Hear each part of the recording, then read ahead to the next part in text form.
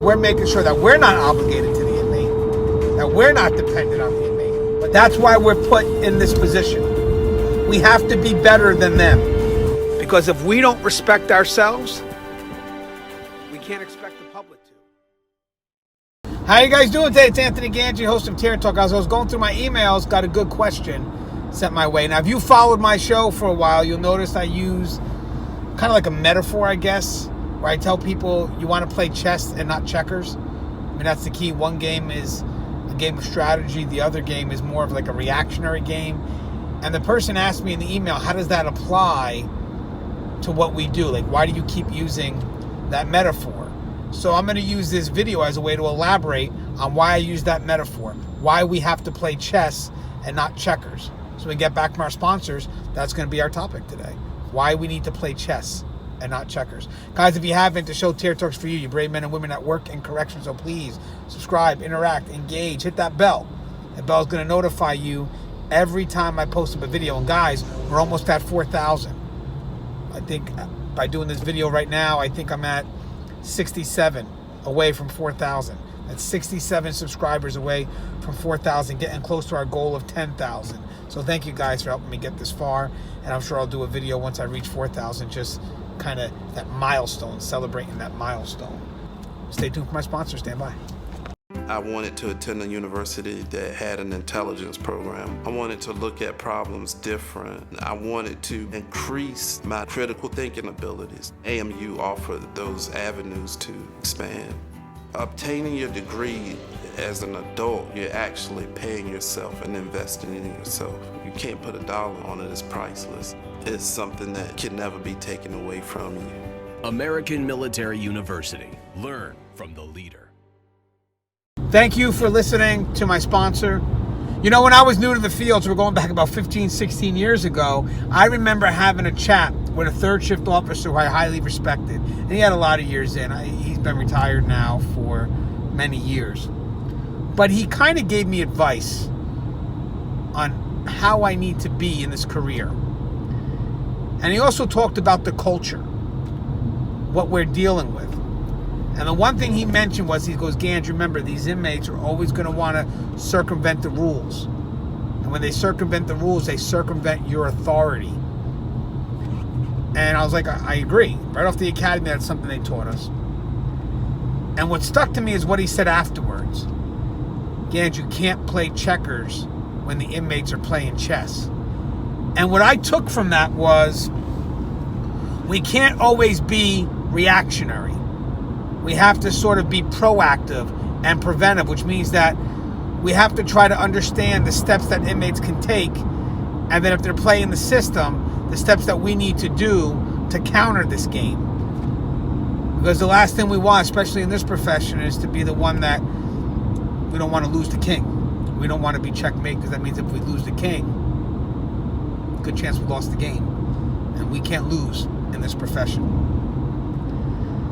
And he also told me that sometimes when inmates play their games, it's not always for something materialistic or not always to have sex with that officer. Sometimes it's just the fact that they want to show that they have control. Now look what I got this officer doing. Look what I got this staff member doing. They're scrambling. And they just lean back and watch us. And what teaches them our reactions is because they know policy. They know that if they do this, we have to do that. And guys, I'm speaking very general. I have experienced audience here. They can comment more specifically. But inmates know that policies make us do certain things. So what they do is they play those policies out. And those policies force us to react in a certain way. So we have to kind of think, I know I have to react this certain way, but maybe there's a way I can kind of maneuver within that reaction. Like a guideline, if you will, two margins. Just kind of working your way in between the policy, the gray, if you will, the gray area of the policy. Management, administrative levels, higher custody levels, they can maneuver a little bit. They can kind of play chess from a higher perspective. But again, they're still feeding off policy. They're still going off policy, but they're able to maneuver the gray. I would like to say officers do it too when they're running that unit. You know, a lot of immediate control that they're able to maneuver and basically not play checkers. So when you give that advice to say, hey, play chess and not checkers, that advice can be universally applied to all levels of corrections. Because again, inmates are trying to circumvent the rules that you put out. And if they're circumventing the rules that you put out, they're circumventing your sense of authority. So I thought chess was a great metaphor because it tells us not to be just reactionary.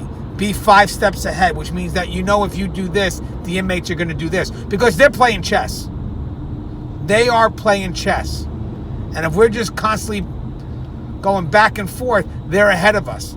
Because they know what move we have to do. They know it. So we have to kind of put a twist sometimes. And again, that's still within the guidelines of the policy. That's why I always tell you guys, got to know those policies. Because they know. They know those policies. Management, again, has a lot more discretion. They can maneuver a little bit more. But so could the officers on that front line. So can, you know, frontline civilian staff workers. Just by knowing policy, they can find ways to maneuver and get into that game of chess. So I guess the advice is just to be ahead of the game. That's the key. Be ahead of the game. Do not play checkers. Do not be just tit for tat because you're going to lose. Play chess. Think 5 steps ahead and be prepared for the choices that they're going to make, obviously, because they're playing you. And also be aware of the choices that you can make that may not be just reactionary. It may be a little bit of a way to maneuver policy to work in your benefit when an inmate is trying to utilize it for their own gain. Malicious, if you will. So again, that's kind of why I use the checkers versus chess metaphor. I covered this very general. You guys can be more specific on how you feel it applies to you. Maybe even have how you used it at each level.